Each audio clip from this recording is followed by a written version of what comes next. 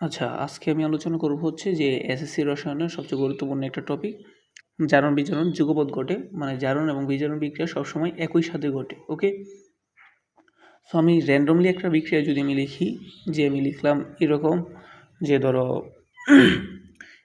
FeCl2 plus হচ্ছে Cl2 two FeCl3। ওকে, just আমি একটা বিক্রিয়া লিখলাম। এখন তোমারে মানে পরীক্ষায় কোয়েশ্চেন করবে যে এই বিক্রিয়াতে ব্যাখ্যা করো যে জারণ এবং বিজারণ দুটি বিক্রিয়া কী করে একসাথে ঘটে। ওকে, মানে জারণ বিজারণ যুগপৎ ঘটে। এখন আমি ব্যাখ্যাটা কীভাবে দেবো?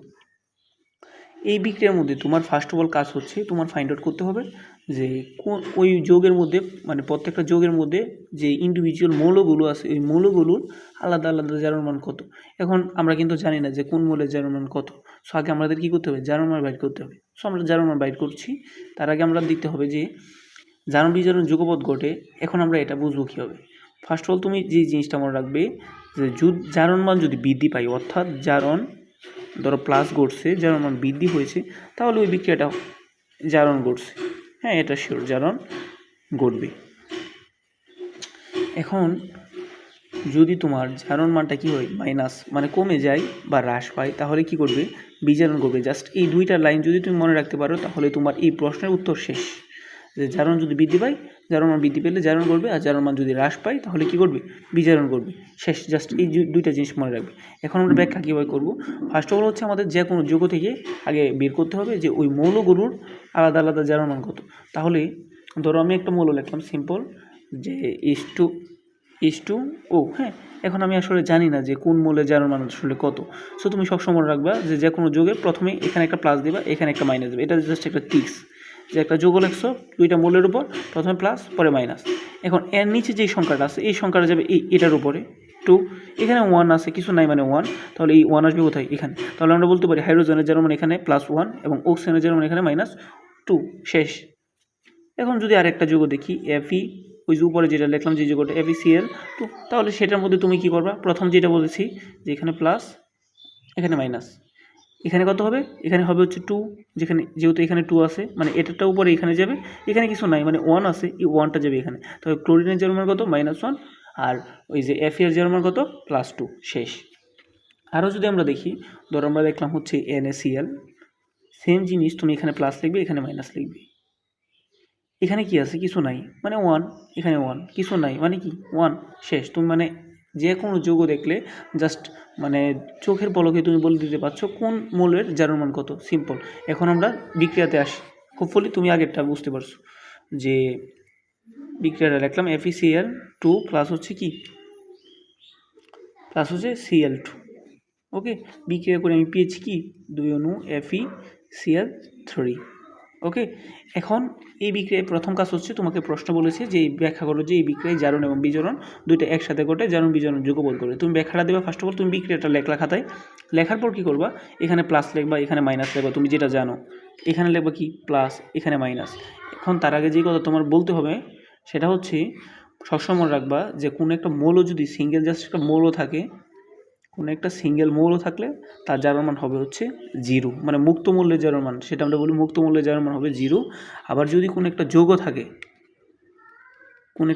থাকে, সেই যৌগের সম্পূর্ণ জারণ মান হচ্ছে 0। মানে আমি কোনটা বোঝাতে চাচ্ছি যে NaCl, ওই যৌগের সম্পূর্ণ জারণ মান কত হবে? 0। এটা তুমি পেয়েছো যে প্রথম প্লাস লেখো, পরে কি লেখো? মাইনাস।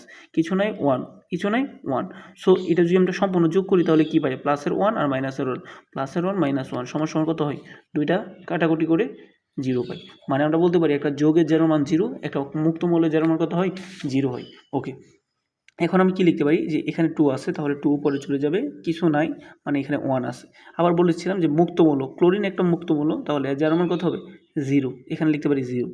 এখন এখানে আছে 3, তাহলে প্লাস লিখলাম, মাইনাস লিখলাম। এখানে 3 উপরে যাবে, কিছু নাই মানে 1 উপরে যাবে। শেষ।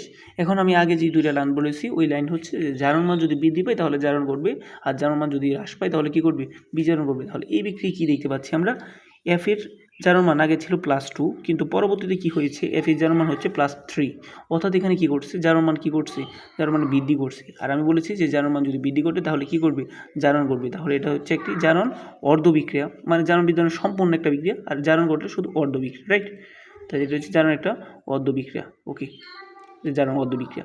এখানে মেন জিনিস খেয়াল রাখতে হবে দুইটা লাইন, যে জারণ মান যদি বৃদ্ধি ঘটে তাহলে জারণ, আর যদি জারণ মান হ্রাস হয় তাহলে হচ্ছে বিজারণ। আর আমি তোমাকে এটা বুঝিয়েছি তখন যে জারণ কীভাবে বাইট করবা, মানে যে কোনো একটা যৌগ দেখে কীভাবে জারণ বিজারণ ফাইন্ড আউট করবা, মানে জারণ সংখ্যা কত।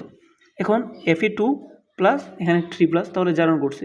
এখন বিজারণ কি, এখানে দেখো যে আগে ছিল ক্লোরিনের জারণ মান ছিল হচ্ছে 0 ছিল, আগে ছিল 0, কিন্তু 0 থেকে পরবর্তীতে কি হয়েছে যে -1, তাহলে 0 বড় আর -1 অবশ্যই ছোট, তাহলে সেখানে কি করছে, জারণ মান বৃদ্ধি করছে না হ্রাস করছে, জারণ মান অবশ্যই হ্রাস হয়েছে, মানে আগে 0 থেকে আরে কমে গেছে, তাহলে সেখানে কি করছে, জারণ মান কমছে, কম মানে কি করছে, সেখানে বিজারণ করছে। সিম্পল, তুমি বুঝতে পারছো যে এখানে জারণ করছে, এখানে বিজারণ করছে। জারণ মান কীভাবে ঘটে, জারণ মান বৃদ্ধি পেলে জারণ ঘটে। বিজারণ কীভাবে ঘটে, জারণ মান যদি হ্রাস পায় তাহলে বিজারণ ঘটে, তাহলে সেখানে বিজারণ, এখানে জারণ। এখন তুমি ব্যাখ্যা দিতে পারো, তুমি বেসিক বুঝে গেছো, এখন তুমি নিজের মতো করে ব্যাখ্যা দিতে পারো যে এই বিক্রিয়ায় আমরা দেখি যে Fe জারণ মান প্রথম ছিল হচ্ছে +2, পরবর্তীতে হয়েছে +3। যেহেতু এই বিক্রিয়ায় জারণ মান বৃদ্ধি পেয়েছে তাহলে জারণ ঘটেছে। আর ক্লোরিনের আগে ছিল 0, কিন্তু পরবর্তীতে বিক্রিয়ার পরে সেখানে হয়েছে কি -1, জারণ মান কমেছে। আর কম মানে কি, সেখানে বিজারণ ঘটেছে, জারণ মান কমেছে মানে বিজারণ ঘটেছে, তাহলে সেটা একটি বিজারণ বিক্রিয়া। অর্থাৎ এই বিক্রিয়ায় যদি জারণ না করতে তাহলে বিজারণ করতো না, আবার বিজারণ যদি না করতো তাহলে জারণ করতো না। অর্থাৎ এই বিক্রিয়ায় যদি একটা মৌল যদি ইলেকট্রন ত্যাগ না করতো আর একটা মৌল ইলেকট্রন গ্রহণ করতে পারতো না। সো তুমি বলতে পারছো যে এই বিক্রিয়া যদি মানে জারণ না ঘটলে যেমন বিজারণ হতো না, তেমনি বিজারণ না হলেও জারণ হতো না। অর্থাৎ এই বিক্রিয়া জারণ বিজারণ একসাথে করে তুমি নিজের মতো লিখবে, কিন্তু মেন জিনিস কিন্তু এখানেই ঘটছে যে Fe জারণ মান আগে ছিল +2, পরে হয়েছে কি +3, মানে জারণ মান বৃদ্ধি পেয়েছে। আর এখানে কি ছিল, কি ক্লোরিনের 0 ছিল, পরবর্তীতে কি হয়েছে -1, মানে কি জারণ মান কমেছে, তার মানে কি ঘটেছে, বিজারণ ঘটেছে। সো তুমি এইভাবে যে কোনো একটা যৌগ দেখি তুমি বলে দিতে পারো যে জারণ বিজারণ একসাথে ঘটে, বা কার জারণ ঘটেছে কার বিজারণ ঘটেছে সেটা তুমি বলে দিতে পারো। আমি যদি আরও কয়েকটা বিক্রিয়া দেখাই তোমাকে, সো এখানে আমি 3টা বিক্রিয়া দেখে রেখেছি, এটা তো আমি প্রথমে তোমাকে বুঝিয়েছি যেটা আর কি। সো এই বিক্রিয়া কি, সোডিয়াম প্রথম কি আছে, সোডিয়াম প্রথম হচ্ছে মুক্ত অবস্থায় আছে, তাহলে জারণ মান 0। ক্লোরিন মুক্ত অবস্থায় আছে, জারণ মান 0। এখানে কি লিখবো প্লাস, আর এখানে কি মাইনাস। এখানে কিছু নাই, এখানে 1, এখানেও কিছু নাই, তার মানে কি এখানে 1। হ্যাঁ, এখানে যদি 1 হয় কি ঘটছে, আগে ছিল n এর 0 জারণ মান, কিন্তু পরবর্তীতে জারণ মান কি ঘটছে +1 হয়েছে, মানে জারণ মান বেড়েছে, বৃদ্ধি পেয়েছে। আবার ক্লোরিন আগে ছিল 0, পরবর্তীতে কী হয়েছে -1, জারণ মান হ্রাস পেয়েছে।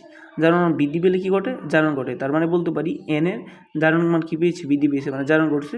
ক্লোরিনের জারণ মান হ্রাস হয়েছে, মানে কী করছে, বিজারণ ঘটছে। সিম্পল জিনিস। এবার ব্যাখ্যা করবা, সোডিয়াম একটি ইলেকট্রন ত্যাগ করেছে, ক্লোরিন একটি ইলেকট্রন গ্রহণ করেছে। সোডিয়াম যদি একটি ইলেকট্রন ত্যাগ না করতো, ক্লোরিন যেমন গ্রহণ করতে পারতো না, ক্লোরিন যদি গ্রহণ না করতো সোডিয়াম একটা ত্যাগ করতে পারতো না। সো বলতে পারি এই বিক্রিয়া জারণ বিজারণ যুগপৎ ঘটে বা একসাথে ঘটে। সো ব্যাখ্যাটা তুমি বুঝতে পারছো হোপফুলি। এখন এখানে কি করবে তুমি জানো, আই হোপ এখানে 0 হবে মুক্ত মূল্য, এখানে কি হবে মাইনাস, এখানে প্লাস, এখানে হবে 1, এখানে হবে 1, একটা আরেকটার উপরে, এখানে আবার প্লাস, এখানে মাইনাস, এখানে 0 যেহেতু মুক্ত মূল্য। সো এই 2 এই উপরে চলে গেছে, আর এখানে 1।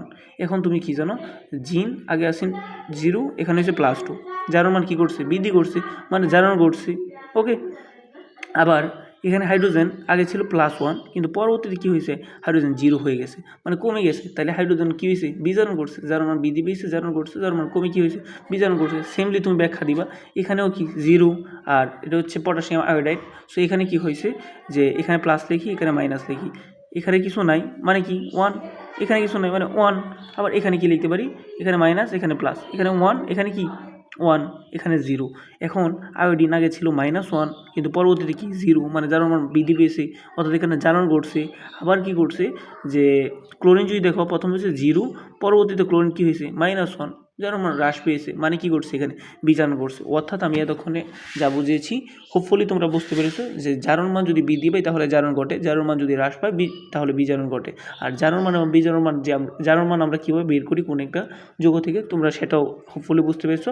আর ব্যাখ্যাটা তুমি নিজের মতো করে দিবা, জাস্ট বেসিক এই কথাটা তুমি যদি উল্লেখ করতে পারো যে কার জারণ ঘটেছে কার বিজারণ ঘটেছে, তাহলে তুমি পূর্ণাঙ্গ যে মার্কসটা সেটা পেয়ে যাবে।